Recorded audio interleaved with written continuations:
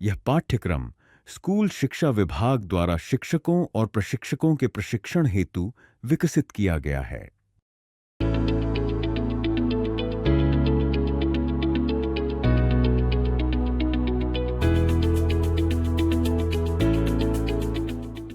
नमस्कार साथियों, मेरा नाम अजय कुमार शर्मा है। मैं शासकीय सांदीपनि विद्यालय बाड़ी में विज्ञान विषय का शिक्षक हूं और आज हम विज्ञान विषय के ही एक महत्वपूर्ण अध्याय अम्ल, क्षारक एवं लवण की चर्चा यहाँ पर करने वाले हैं। अम्ल, क्षारक एवं लवण, ये जो शब्द हैं आप सभी ने सुने होंगे। इस पाठ को पढ़ाने का या बच्चों को समझाने के जो मुख्य उद्देश्य हैं उसके अंतर्गत अवधारणाओं की समझ, जैसे अम्ल, क्षार और लवण की परिभाषाओं को बच्चे जान पाएं, पदार्थों का वर्गीकरण, अम्ल, क्षार और उदासीन पदार्थों को वर्गीकृत करने के लिए जो विभिन्न संकेतक हैं, जैसे लिटमस पेपर है, उसका उपयोग, विभिन्न पदार्थों के संकेतकों के रंग परिवर्तन लिटमस पेपर का किस प्रकार होता है, उदासीनीकरण जो अभिक्रियाएं हैं और लवणों के निर्माण को समझना, अम्ल और क्षार के बीच की अभिक्रिया से लवण और जल बनने की प्रक्रिया को समझना। दैनिक जीवन में उदासीनीकरण के उदाहरणों को देखेंगे। दैनिक जीवन में जो उपयोग हैं उनके अंतर्गत हम अम्ल, क्षार और लवण के उपयोग जानेंगे, जैसे एंटा एसिड जो होता है, बेकिंग सोडा जो है, इनका उपयोग पानी की कठोरता को दूर करने के लिए, वॉशिंग सोडा के उपयोग, ये सब चीज़ें, इनकी समझ हमारी इस पाठ के बाद विकसित हो सकेगी। पाठ्यक्रम की रूपरेखा। मॉड्यूल 1, अम्ल, क्षार, लवण एवं सूचक। इस मॉड्यूल में आप अम्ल, क्षार और लवण की परिभाषा, उनके गुण और उदासीनीकरण अभिक्रिया के बारे में सीखेंगे। मॉड्यूल 2, शिक्षण विधियां और रासायनिक गुण। इस मॉड्यूल में आप इन विषयों को सिखाने की प्रभावी विधियों के साथ साथ अम्ल और क्षार की धातुओं और धातु कार्बोनेट के साथ होने वाली रासायनिक अभिक्रियाओं को समझेंगे। मॉड्यूल 3, पीएच पैमाना और महत्वपूर्ण लवण। इस मॉड्यूल में आप पीएच पैमाने की अवधारणा, हमारे दैनिक जीवन में इसके महत्व और साधारण नमक यानी सोडियम क्लोराइड के बारे में जानेंगे। मॉड्यूल 4, अन्य महत्वपूर्ण लवण और उनके उपयोग। इस मॉड्यूल में आप बेकिंग सोडा, धावन सोडा और प्लास्टर ऑफ पेरिस जैसे कुछ अन्य महत्वपूर्ण लवणों और उनके दैनिक उपयोगों के बारे में जानकारी प्राप्त करेंगे।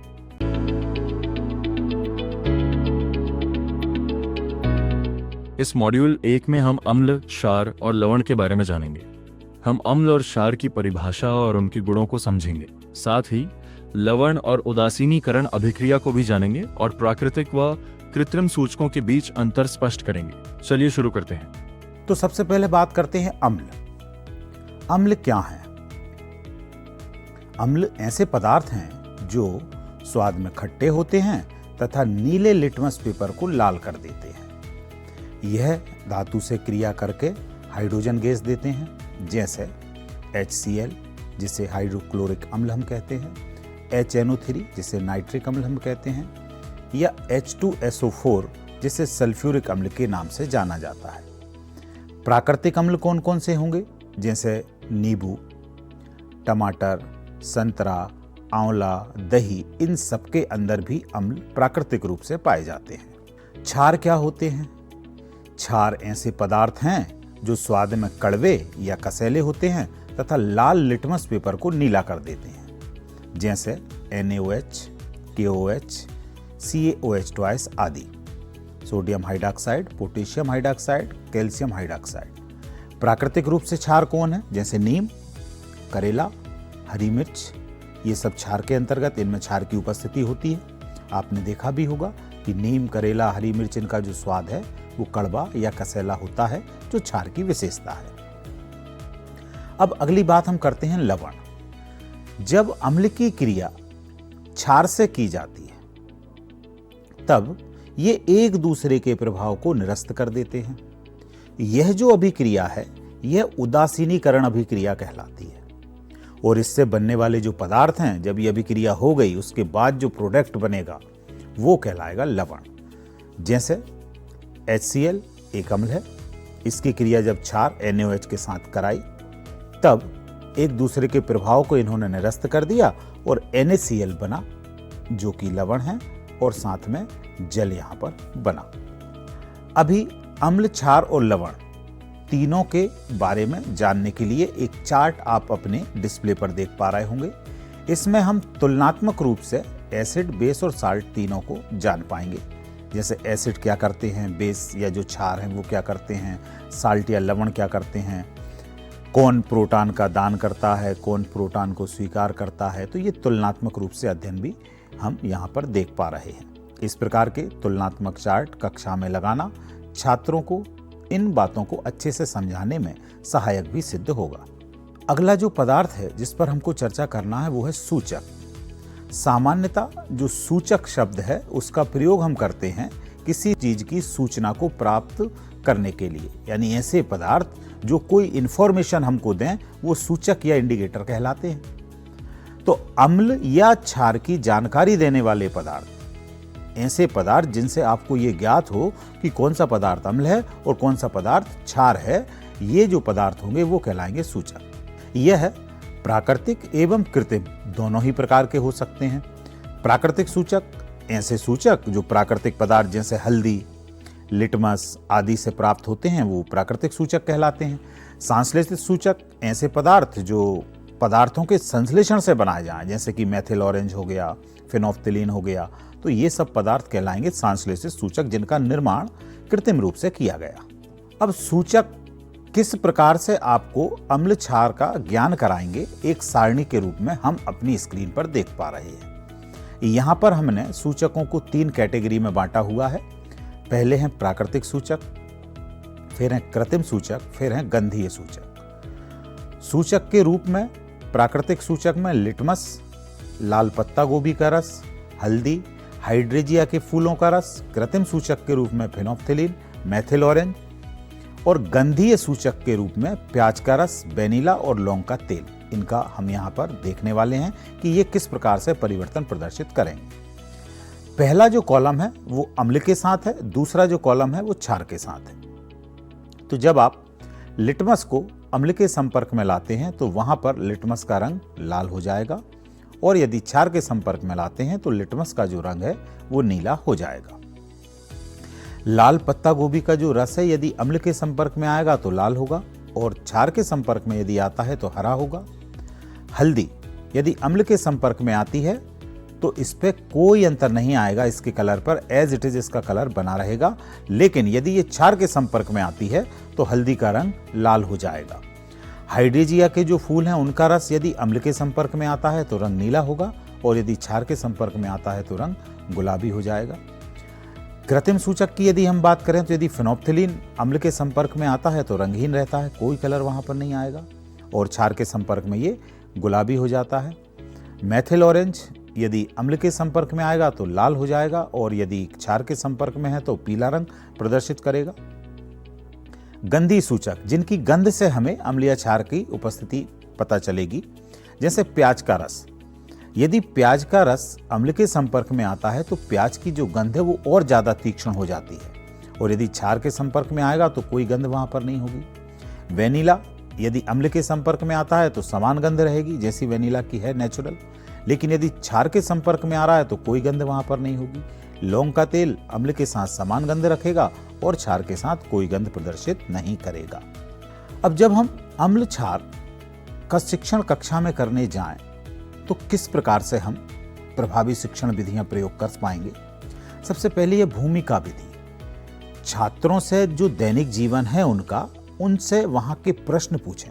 नींबू खट्टा क्यों होता है, साबुन हाथ में चिकना क्यों लगता है। जब इस प्रकार के प्रश्न हम बच्चों के सामने रखते हैं तो जो छात्र हैं वो विषय से जुड़ते हैं और उनके अंदर जिज्ञासा पैदा होती है। व्याख्यान विधि का प्रयोग हम कर सकते हैं। हम सरल भाषा में परिभाषाएं समझाएं कि अम्ल जो खट्टे होते हैं, नीले लिटमस को लाल कर देते हैं, वो अम्ल कहलाते हैं। क्षार जो कड़वे हैं, चिकने हैं, कसैले हैं और लाल लिटमस को नीला करते हैं, क्षार कहलाते हैं। और इन दोनों की अभिक्रिया से जो पदार्थ बनते हैं वो लवण कहलाते हैं। उनके उदाहरण बताएं। तो इस प्रकार से हम समय भी बचा पाएंगे और प्रभावी रूप से बच्चों तक अपनी बात भी पहुंचा पाएंगे। प्रयोग विधि, ये भी बहुत ही प्रभावी विधि है क्योंकि जो विज्ञान विषय है वो प्रयोग का विषय है।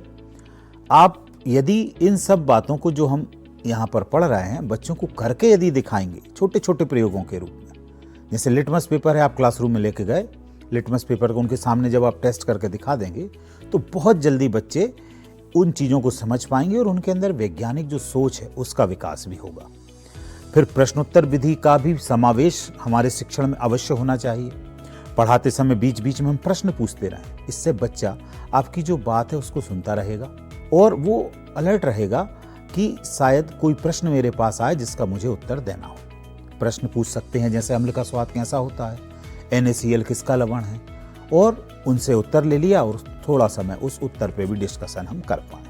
इस मॉड्यूल में हमने जाना कि अम्ल स्वाद में खट्टे होते हैं और नीले लिटमस को लाल कर देते हैं, जबकि क्षार स्वाद में कड़वे होते हैं और लाल लिटमस को नीला करते हैं। हमने ये भी सीखा कि सूचक क्या होते हैं और कैसे प्राकृतिक, कृत्रिम और गंधीय सूचक अम्लीय और क्षारीय माध्यम में अलग अलग रंग या गंध देते हैं।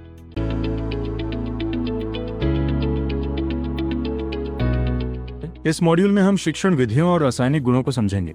आप जानेंगे कि कक्षा में अम्ल क्षार सिखाने के लिए कौन सी प्रभावी शिक्षण विधियां हैं और अम्ल क्षार की धातुओं व धातु कार्बोनेट के साथ अभिक्रिया कैसे होती है। चलिए शुरू करते हैं। साथियों, अब हम देखते हैं अम्ल क्षार के रासायनिक गुणों को। सबसे पहला है धातु के साथ क्रिया। तो जो अम्ल हैं वो धातुओं के साथ क्रिया करते हैं और क्रिया करने के बाद लवण बनाते हैं और हाइड्रोजन गैस मुक्त करते हैं। जैसे यहाँ एक समीकरण आप देख पा रहे हैं, यहाँ पर HCl हमने लिया है, हाइड्रोक्लोरिक अम्ल, जो जिंक धातु के साथ अभिक्रिया कर रहा है और जिंक क्लोराइड बन रहा है जो कि लवण है और साथ में हाइड्रोजन गैस मुक्त हो रही है। अब यहाँ पर ये जो समीकरण आपने देखा उसकी प्रयोग विधि का प्रयोग यहाँ आप अपनी स्क्रीन पर देख रहे हैं। ये जो एपरेटस है इसमें उसी प्रयोग को किया जा रहा है जिसमें हमने हाइड्रोक्लोरिक अम्ल डाला है, दानेदार जिंक के टुकड़े डाले हैं, तो वहाँ पर वो क्रिया होगी और जिंक क्लोराइड बनेगा और साथ में हाइड्रोजन गैस निकलेगी। उस गैस को हमने साबुन के विलयन में लिया हुआ है और जब वो गैस निकल रही है तो यदि हम वहाँ पर उस गैस के संपर्क में अग्नि स्रोत लाते हैं तो वो फट की ध्वनि के साथ वहाँ पर गैस जलती है, या जो साउंड वहाँ पर क्रिएट होता है वो ये इंडिकेट करता है, वो हमें बताता है कि ये गैस जो है वो हाइड्रोजन गैस है, क्योंकि हाइड्रोजन गैस पॉप ध्वनि के साथ जलती है। तो यदि संभव हो, आपके पास संसाधन हो, तो इस प्रैक्टिकल के द्वारा भी बच्चों को यह क्रिया बहुत ही आसानी के साथ समझाई जा सकती है। क्षार धातु के साथ अभिक्रिया करके हाइड्रोजन गैस के उत्सर्जन के साथ अब क्षार भी जो होंगे वो अभिक्रिया करेंगे, हाइड्रोजन गैस का उत्सर्जन भी होगा, लेकिन एक लवण का निर्माण करेंगे जिसका ऋणायन एक धातु एवं ऑक्सीजन के परमाणुओं से जुड़ा होगा। जैसे यहाँ पर जो क्षार आप देख पा रहे हैं वो सोडियम हाइड्रॉक्साइड है, जिंक धातु के साथ अभिक्रिया कर रहा है और यहाँ पर एक लवण बना हुआ है जिसमें ऑक्सीजन परमाणु भी है और सोडियम और जिंक दोनों उसके साथ जुड़े हैं और साथ में हाइड्रोजन गैस यहाँ पर मुक्त हो रही है। इस अभिक्रिया के प्रदर्शन के लिए जो पूरा एपरेटस है वो इस प्रकार से आप अपनी स्क्रीन पर देख पा रहे होंगे। यहाँ पर भी हम बच्चों को उपकरण के माध्यम से भी पूरी अभिक्रिया समझा सकते हैं और यहाँ भी हाइड्रोजन वही पॉप ध्वनि के साथ जलेगी, उसका दहन यदि आप करते हैं। कार्बोनेट एवं धातु हाइड्रोजन कार्बोनेट के साथ अभिक्रिया। सभी धातु कार्बोनेट एवं धातु हाइड्रोजन कार्बोनेट अम्ल के साथ अभिक्रिया करके संगत लवण या जो उसके अकॉर्डिंग लवण बनना चाहिए वो लवण और कार्बन डाइऑक्साइड गैस एवं जल बनाते हैं। धातु कार्बोनेट या धातु हाइड्रोजन कार्बोनेट दोनों में से कोई भी है, अम्ल के साथ आप क्रिया करा रहे हैं तो क्या बनेगा, लवण बनेगा, कार्बन डाइऑक्साइड बनेगी गैस और जल यहाँ पर बनेगा। यहाँ पर अभी आप reaction of metal carbonate with acid, अम्ल के साथ धातु के कार्बोनेट की क्रिया देख रहे हैं ऊपर वाले समीकरण में, जहाँ पर हमने सोडियम कार्बोनेट लिया हुआ है जो कि मेटल कार्बोनेट के रूप में जाना जाएगा और यहाँ पर अम्ल हमने हाइड्रोक्लोरिक अम्ल लिया है। तो यहाँ पर हम देख पा रहे हैं कि यहाँ सोडियम क्लोराइड जो कि लवण है वो बना है, साथ में कार्बन डाइऑक्साइड गैस निकली है और जल का निर्माण हुआ है। ये धातु के कार्बोनेट के साथ अभिक्रिया। नीचे वाले समीकरण में हम देखेंगे धातु के हाइड्रोजन कार्बोनेट के साथ अभिक्रिया। तो यहाँ पर हमने सोडियम हाइड्रोजन कार्बोनेट लिया है NaHCO3। इसकी क्रिया अब हम एक कार्बनिक अम्ल से करा रहे हैं जो CH3COOH या एसिटिक अम्ल के नाम से जाना जाता है। तो यहाँ पर जो बना है वो सोडियम एसीटेट बना है, ये भी एक लवण है, कार्बन डाइऑक्साइड गैस यहाँ पर मुक्त हुई है, साथ में जल का निर्माण हुआ है। अब देखते हैं हम उदासीनीकरण। उदासीनीकरण जो शब्द है उसका मतलब ही होता है उदासीन करना, मतलब प्रभाव को हटाना, निरस्त करना। तो जब अम्ल एवं क्षार की परस्पर अभिक्रिया के फलस्वरूप अम्ल क्षार की आप क्रिया यदि करा रहे हैं तो उससे क्या बनते हैं, लवण और जल आपको मिलता है। यह अभी हम ऊपर की स्लाइड्स में भी देखकर आए। तो यही जो अभिक्रिया है इसे उदासीनीकरण अभिक्रिया भी कहते हैं, जिसमें क्षार और अम्ल आपस में मिलकर एक दूसरे के प्रभाव को निरस्त कर देते हैं और लवण और जल बनता है। आप एक चित्र के माध्यम से इस समय अपनी स्क्रीन पर इस प्रक्रिया को देख पा रहे होंगे। अब अम्लों के साथ धात्विक ऑक्साइडों की अभिक्रिया। धात्विक ऑक्साइड अम्ल के साथ क्रिया कर लवण एवं जल प्रदान करते हैं। धात्विक ऑक्साइड जो होंगे, जैसे मैग्नीशियम का ऑक्साइड है, यहाँ कुछ उदाहरण आपकी स्क्रीन पर हैं। अभी मैग्नीशियम का ऑक्साइड HNO3 के साथ रिएक्ट कर रहा है तो मैग्नीशियम का वहाँ पर लवण बन गया। कैल्शियम का ऑक्साइड HCl के साथ क्रिया करी, कैल्शियम का लवण बन गया। कापर का ऑक्साइड है, कापर HCl के साथ अभिक्रिया कर रहा है तो कापर का लवण। मतलब जो भी धात्विक ऑक्साइड होंगे यदि वो अम्ल के साथ क्रिया करते हैं तो वो लवण और जल, ये दो चीजें प्रदान करेंगे। इस मॉड्यूल में हमने अम्ल और क्षार विषय को कक्षा में रोचक तरीके से पढ़ाने की विभिन्न विधियों पर चर्चा की। इसके साथ ही हमने अम्ल और क्षार के महत्वपूर्ण रासायनिक गुणों को समझा, जैसे कि वे धातुओं और धातु कार्बोनेट के साथ कैसे अभिक्रिया करते हैं। हमने हाइड्रोजन गैस की पहचान के लिए पॉप ध्वनि परीक्षण के बारे में भी विस्तार से जाना।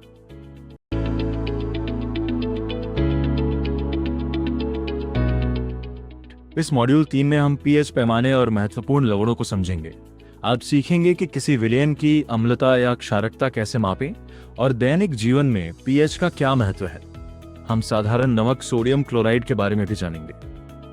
चलिए शुरू करते हैं। अगली बात करते हैं pH पैमाना। pH पैमाना क्या होता है? किसी विलयन का pH उसमें उपस्थित हाइड्रोजन आयनों की सांद्रता के लघु गणक का ऋणात्मक मान जो है वो कहलाता है। pH क्या है?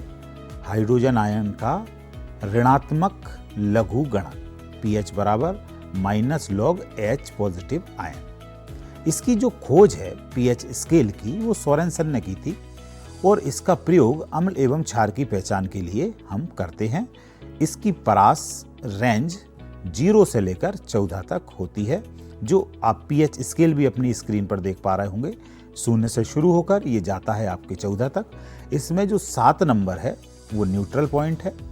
0 से 7 के बीच में जो 1 2 3 4 5 6 वो अम्लीय जो प्रभाव है उसको सूचित करेगा और 8 से लेकर 14 तक जो है वो क्षारीय कैटेगरी को सूचित करेगा। 7 नंबर जो होगा, 7 जो pH मान होगा वो न्यूट्रल मतलब उदासीन को शो करेगा। अब हमारे जो डेली लाइफ है, रोज की जो जीवन है, उसमें pH का बड़ा महत्व होता है। रक्त का जो pH मान है वो 7 से 7.42 के बीच होता है। यानी हम कह सकते हैं कि जो रक्त है वो हल्का सा क्षारीय होता है। अम्लीय वर्षा का जो जल है उसका pH मान 5.6 होता है। यानी जो अम्लीय वर्षा होगी उस समय जो जल है वो कैसा होगा? अम्लीय होगा।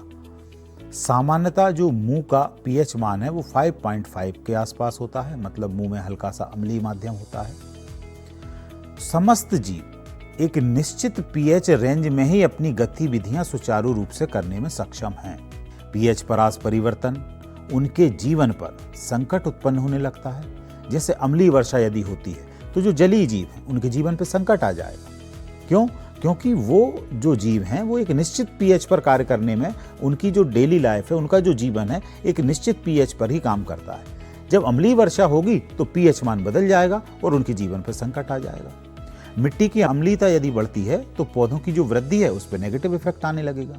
यदि आपको मुंह का pH और घटेगा, 5.5 होना चाहिए, लेकिन यदि घट जाता है तो जो आपके दांत हैं वो घिसना प्रारंभ हो जाते हैं। साथियों, अब हम बात करते हैं हमारे दैनिक जीवन के कुछ महत्वपूर्ण लवण के बारे में, जो हम रोजमर्रा के जीवन में इस्तेमाल करते हैं, जिनके प्रयोग से हमारा जो जीवन है वो काफी सुविधाजनक बना है। तो सबसे पहला नाम लवण में जो आता है वो है साधारण नमक।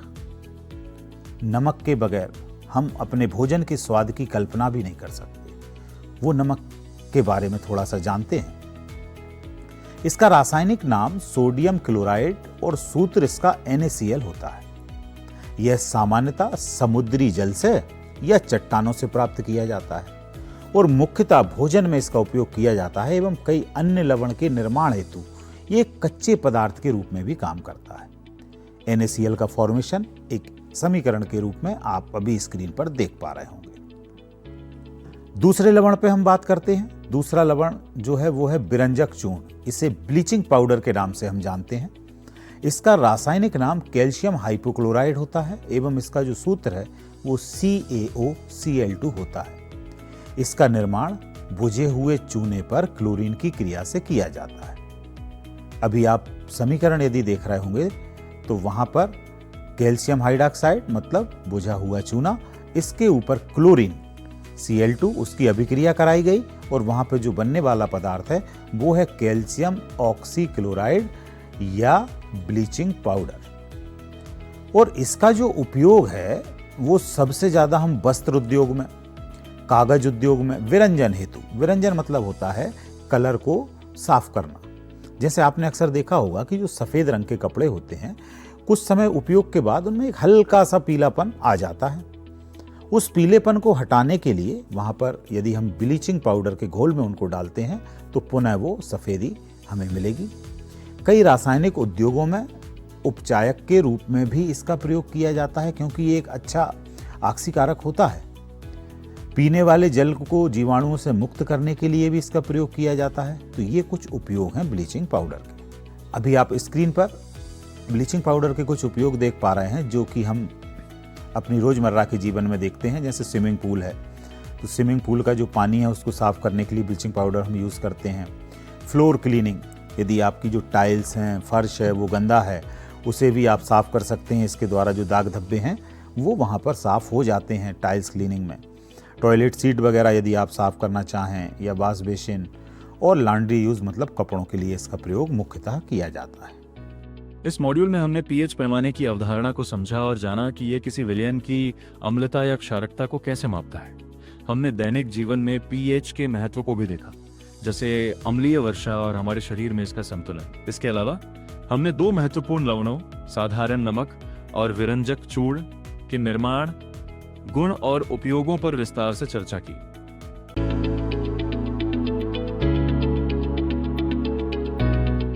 इस मॉड्यूल में हम कुछ अन्य महत्वपूर्ण लवणों और उनके उपयोगों पर ध्यान देंगे। आप बेकिंग सोडा और धावन सोडा के बीच के मुख्य अंतर को समझेंगे और साथ ही प्लास्टर ऑफ पेरिस POP के निर्माण की प्रक्रिया को भी विस्तार से जानेंगे। चलिए शुरू करते हैं। अगला लवण है बेकिंग सोडा। इसका रासायनिक नाम सोडियम बाइकार्बोनेट और इसका सूत्र NaHCO3 होता है। इसका निर्माण सोडियम क्लोराइड मतलब नमक, जल, कार्बन डाइऑक्साइड एवं अमोनिया के द्वारा किया जाता है। समीकरण आप देख पा रहे हैं NaCl plus H2O plus CO2 plus NH3 और यहाँ पर NH4Cl मतलब अमोनियम क्लोराइड और साथ में NaSCO3 सोडियम बाइकार्बोनेट या बेकिंग सोडा आपको मिलेगा इस समीकरण के बाद। इसका जो उपयोग है वो बेकिंग पाउडर बनाकर बेकरी उद्योग में जो ब्रेड वगैरह बनने वाले जो इंडस्ट्रीज हैं, बेकरी इंडस्ट्रीज हैं, उन सब में केक वगैरह जो बनते हैं बेकिंग पाउडर के रूप में एक बड़े पैमाने पर बेकिंग सोडा का इस्तेमाल होता है। अग्निशामक के रूप में आग बुझाने वाले जो उपकरण होते हैं उनमें भी इसका प्रयोग होता है। एंटा एसिड के रूप में, एंटा एसिड मतलब जो अम्ल के प्रभाव को नष्ट करते हैं उनके रूप में भी इसका उपयोग करते हैं। जो बेकिंग सोडा से बेकिंग पाउडर जो तैयार करते हैं जिसका मेन यूज होता है उसमें बेकिंग सोडा में थोड़ा सा टार्टरिक अम्ल जैसे मंद खाद्य अम्ल को मिला दिया जाता है तो फिर वो बेकिंग सोडा के रूप में इस्तेमाल करने लगते हैं हम बेकिंग पाउडर को। बेकिंग सोडा के गुण और उनके उपयोग फिर से एक बार देखते हैं कि बेकिंग सोडा एक सफेद क्रिस्टलीय पदार्थ है।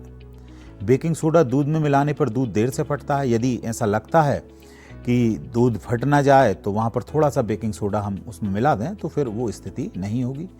100 डिग्री सेल्सियस तक गर्म करने पर बेकिंग सोडा यदि आप 100 डिग्री तक गर्म करते हैं तो ये धावन सोडा में, धावन सोडा मतलब जो कपड़े धोने वाला सोडा है उसमें कन्वर्ट हो जाता है। अगले लवण पे आते हैं जो है धावन सोडा। इसका रासायनिक नाम सोडियम कार्बोनेट है और इसका जो सूत्र होता है वो Na2CO3 × 10H2O। ये 10H2O यहाँ पर क्रिस्टलन जल होता है। बेकिंग सोडा को गर्म करके हम सोडियम कार्बोनेट प्राप्त कर सकते हैं और जिसके पुनः क्रिस्टलीकरण से धावन सोडा या कपड़ा धोने का सोडा प्राप्त होता है। तो अभी समीकरण आप देख पा रहे होंगे, कपड़े धोने का जो सोडा है वो किस प्रकार से तैयार होगा। NaSCO3, इसको गर्म किया तो हमें मिला Na2CO3 और Na2CO3 को जल के साथ अभिकृत किया तो 10 क्रिस्टल जल इसके अंदर जब शामिल हुआ तो ये कहलाया धावन सोडा या सोडियम कार्बोनेट। अब धावन सोडा, जिसे हम कपड़ा धोने का सोडा के नाम से जानते हैं, इसका उपयोग घरों में साफ सफाई के लिए मोस्टली किया जाता है। कांच, साबुन, कागज उद्योगों में जल की स्थायी कठोरता हटाने के लिए और बोरेक्स जैसे यौगिकों के निर्माण में इसका प्रयोग हम करते हैं। प्लास्टर ऑफ पेरिस या POP, तो जो जिप्सम का रासायनिक सूत्र है वो CaSO4 होता है। इसमें 2 अणु क्रिस्टल जल होता है। जिप्सम को 373 केल्विन पर गर्म करने पर यह जल के अणुओं को त्याग देता है और कैल्शियम सल्फेट अर्धहाइड्रेट बनाता है, जिसका सूत्र हो जाता है CaSO4 1/2H2, मतलब आधा क्रिस्टल जल। तो जब ये आधा क्रिस्टल जल कैल्शियम सल्फेट में बचा, मतलब जिप्सम में बचा, तो वो कहलाता है प्लास्टर ऑफ पेरिस या POP। और POP जल से क्रिया करके फिर से काय में बदल जाता है, जिप्सम में। जैसे अभी समीकरण आप देख रहे हैं, CaSO4 1/2H2, ये हो गया आपका POP, प्लस 3/2H2O जल के साथ क्रिया करी तो CaSO4 2H2O। CaSO4 2H2O ये है जिप्सम। और जिप्सम कैसा होता है? ठोस होता है। तो इसके इसी गुण के कारण ये अत्यधिक उपयोग होता है प्लास्टर के लिए। प्लास्टर, जो टूटी हड्डियां होती हैं उनका जो प्लास्टर चढ़ाया जाता है, उसमें इसका बहुत प्रयोग किया जाता है। खिलौने बनाने में, मूर्तियां बनाने में कई जगह इसका उपयोग होता है, जो अभी आप अपनी स्क्रीन पर देख पा रहे होंगे। यहाँ पर प्लास्टर ऑफ पेरिस है, उसको पानी में घोला। घोलने के बाद फिर आप देख रहे हैं प्लास्टर चढ़ाते हुए आपको एक डिस्प्ले वहाँ पे दिख रहा है। जो आपकी घरों की सीलिंग वगैरह है, POP जो बनाई जाती हैं, वो आप देख पा रहे हैं। दांतों का जो फ्रेम यदि बनाना हो तो वो यहाँ पर इसके द्वारा तैयार किए जाते हैं। तो इस प्रकार से ये अत्यंत उपयोगी है हमारे रोजमर्रा के जीवन के लिए। साथियों, जब इस पाठ का शिक्षण कक्षा में किया जा रहा है, तब किस प्रकार से हम एक्टिविटीज कर सकते हैं उन पे एक संक्षेप में नजर डालते हैं।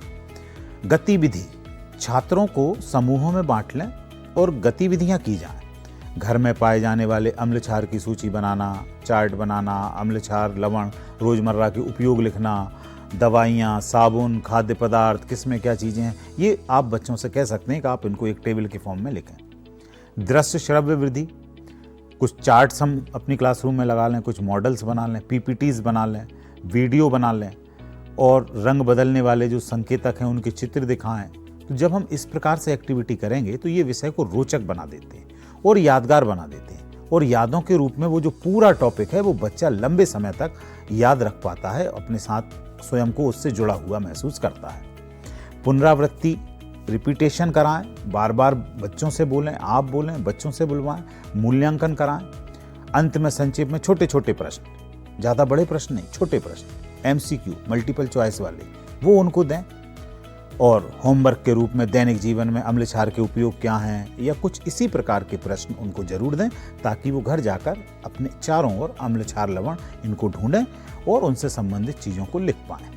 इस मॉड्यूल में हमने 3 और दैनिक जीवन में उपयोगी लवणों पर ध्यान केंद्रित किया, बेकिंग सोडा, धावन सोडा और प्लास्टर ऑफ पेरिस। हमने इनके रासायनिक नाम, सूत्र, बनाने की विधि और विविध उपयोगों को समझा, जैसे कि बेकिंग सोडा का उपयोग बेकरी में, धावन सोडा का सफाई में और प्लास्टर ऑफ पेरिस का निर्माण और मूर्तिकला में कैसे होता है।